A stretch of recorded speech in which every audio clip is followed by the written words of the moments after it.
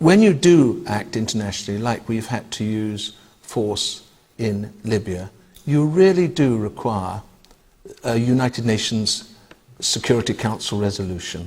That is very important. To me, as the previous United Nations British commander in Bosnia in 1992, when I went into situations, I would frequently use the following phrase: I have the authority of the Security Council of the United Nations. I speak for the world, and I'm here in the interests of peace. And that's what we are in Libya at this moment. We are there in the interests of peace. Do you know what?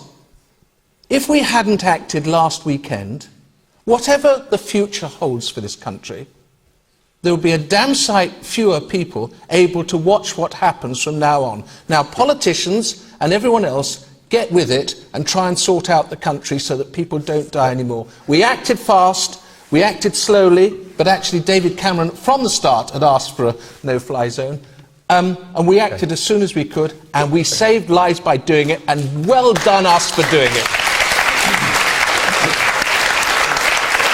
Well, coming to the audience, to be clear on one narrow point there, Ken Livingstone, you believe that David Cameron, you sincerely believe that David Cameron and Barack Obama are only involved in this because of oil? Yes. Okay. Libya's oil is less than 2% of the world's oil supply. She obviously doesn't know the price of oil. If she can... Only 2%. Have you any idea what the value of 2% of the world's oil is? And it's not true to say that we would only send forces to help places that have oil, because you just need to look at somewhere like Sierra Leone, where we made a huge difference. Before we get George, quick point and go to the audience. Before we get starry-eyed about the Security Council, the most populous countries in the world did not vote for this resolution. And they didn't vote against it either. India, China, Russia, They gave Germany, it tacit approval. Turkey. They didn't vote against it. They gave it tacit approval. Germany, Turkey, China, Russia, and India are all against this. They did not vote against it. They have all been denouncing it in the days that followed. No, because that's not they true. did not believe that they were abstaining on something that involved the hurling of hundreds of cruise missiles at $1 million a time at a broken back country. The Russian president and Prime Minister are actually at odds with each other, so they haven't completely denounced it. Let's just go to the audience. Gentleman in the middle there with the black hair. Hello. Many of the speakers point out how we as a country and nation have denounced, have encouraged these dictators and propped them up. We have perhaps sold them weapons, we have perhaps intervened in their countries in the past. And yet in the same breath they say that we should not intervene simply because it is perhaps too expensive, or perhaps we have no role in this. Surely we should be given the chance, in fact we have the obligation to at least make right what we have made wrong, and to try and keep the situation. But we're still propping up the dictators. Saudi Arabia is propped up by us, or it would fall down. Now, we've had people talking about the Arab League. It's what the gentleman is talking about. You have thrice mentioned the Arab League. The Arab League is a collection of dictatorships who are mostly involved in killing their own democracy protesters. And you want us to say it's a good idea because the Arab League's in favour of it. The Arab League, there's not a single democratic government in the entire Arab League. But look at half of them are killing their own democracy. Let someone else get a word in. Let's Ken. If you look at the uprisings, George, across North Africa and the Middle East, if the rest of the world if that coalition had not intervened in Libya and Gaddafi had been allowed to completely suppress and kill those rebels, what message would that have sent to other dictators? But that's the in North message we Africa are sending to all the other dictatorships. You can kill your people if you like. No, we're not. Yes, we are. What did we say against Saudi Arabia killing its own people? What did we say about Saudi Arabia invading Bahrain last Friday in order to kill the people of Bahrain? Nothing at all. Let's go to the audience. Go to the audience. Right, gentleman there in the white top. Hello. I don't care if it's about oil, and frankly, I don't really care if there are many other dictatorships. What we've done is we may well, as Bob said, have prevented another Sarajevo or another Rwanda, and surely that was the right thing to do. If we've kept possibly 1 million civilians alive, then how can we have acted wrong? Let's go behind you. Good point. Gentleman right on the back row in the blue blazer. We acted wrong because we're still letting them carry on. Oh, thank you. I didn't mean you, but thank you anyway. Gentleman in the blue blazer. What is the difference between the situation in Libya and the situation that was in China in the Tiananmen Square protest, and also the Gwangju democratization movement in Korea in 1980. They both started off as a civilized movement which ended in bloody massacre. Or, let me add another one. In this country, in Northern Ireland, when British troops shot dead 14 innocent protesters, none of whom was carrying a weapon, and we then covered it up for 40 years. And then finally, almost half a century later, David Cameron apologised. Would we have supported... And I've got to answer would that. we have supported I'm sorry, foreign troops intervening in Northern Ireland to protect... You're talking those about Bloody people? Sunday. You were involved in Northern Ireland. You were involved in Northern Ireland, Bob Stewart. 6 tours I did in Northern Ireland to protect the people. I lost soldiers in Northern Ireland. Yes, Bloody Sunday was a mistake. I entirely agree with it. A mistake? I sent... Look, It was a let crime. me speak. It was a crime. Of course it was. Let me speak, though. It took too long.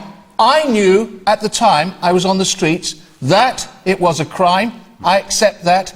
I knew it, and lots of other people did. It was a crime. But my goodness, we lost a lot of people, not just soldiers, but civilians in Northern Ireland, because people took weapons and actually attacked other people in what is meant to be a civilised society. And people like myself, but not me, really, those soldiers, people of your age, a lot of them have lost their lives or spent the rest of their lives minus a limb or something like that. They went there to protect the people. Now, I'm not having just one ghastly, and I agree it was, mistake, put bad feeling about those people that went there in the service of peace. And we did. I am one of them. Okay. And a reminder that the audience in the room with us tonight are all under 25. And let's go to the gentleman there in the grey and stripy top on the end. There's been a lot of talk. The words loss of life keep coming up quite a lot. Isn't there other ways of intervening that are not military and are not violent? Couldn't we find other ways? Was there any other way, Bob Stewart, of protecting the people of Benghazi without a military intervention? No. No. No. No. Not then. Not then. I agree we could have gone earlier. We tried to go earlier. For me, I had this fear that I would see Benghazi become Sarajevo. Ladies and gentlemen, if you had stood as I stood a long time ago and watched what happened in Sarajevo, you would be very strongly of my opinion. And a lot of you are, and thank goodness for that. Okay. Joe Swinton, one of the problems here is that those who were sceptical of this action said beforehand that it may well be an open-ended conflict and didn't know how long it would go on. That was one of the criticisms.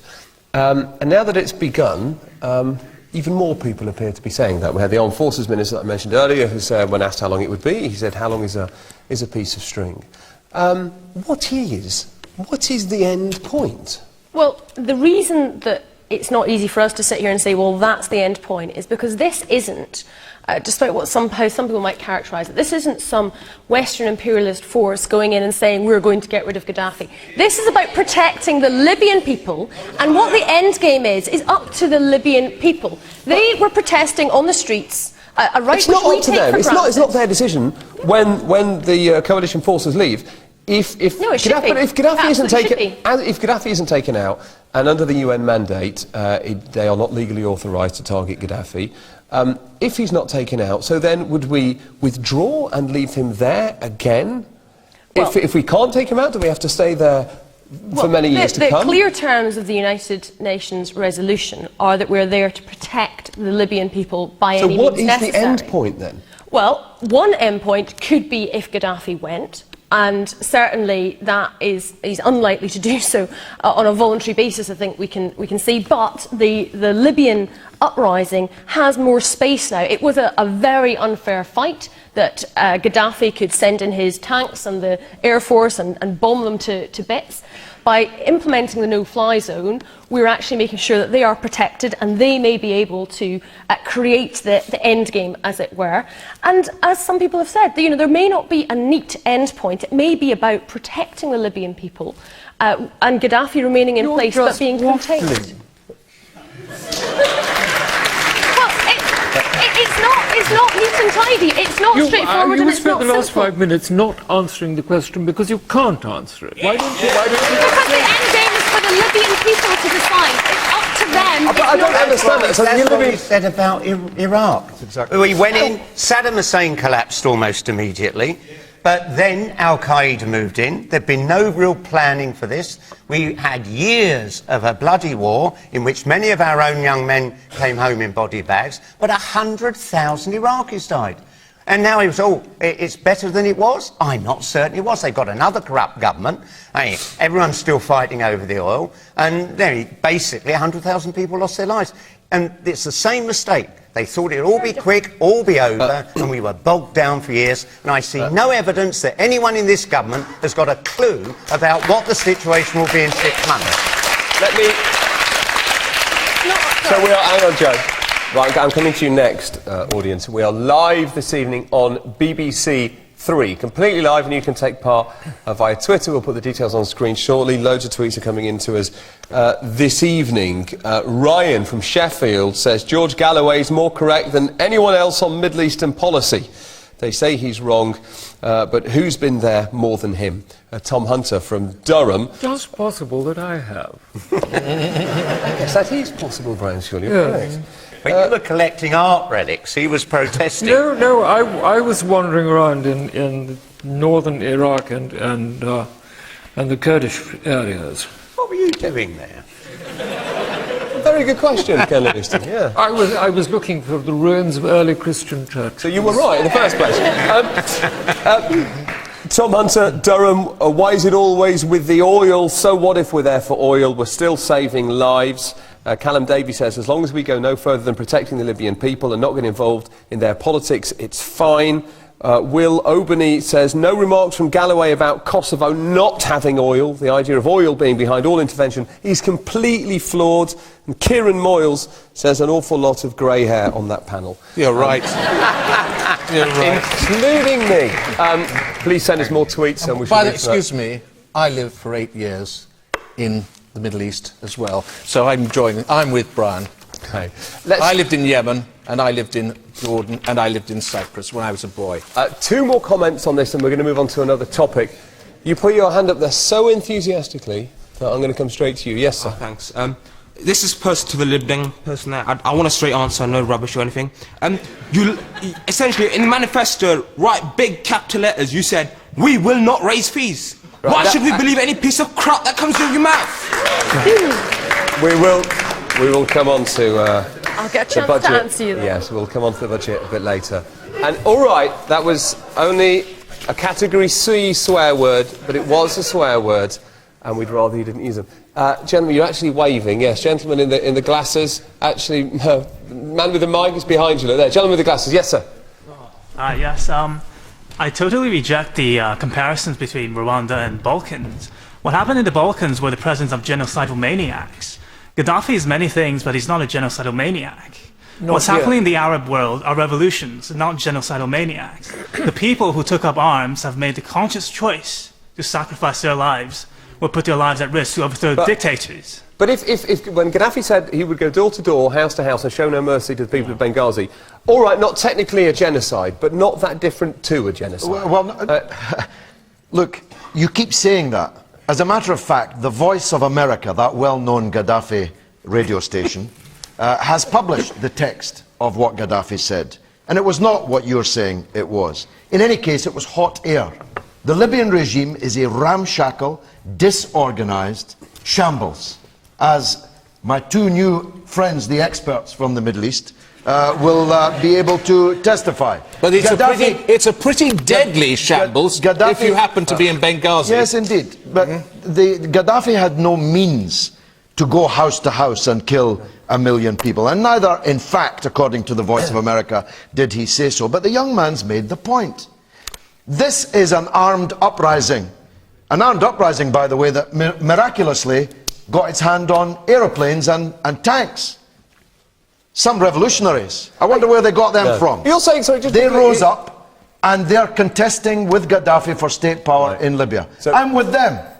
I want Gaddafi out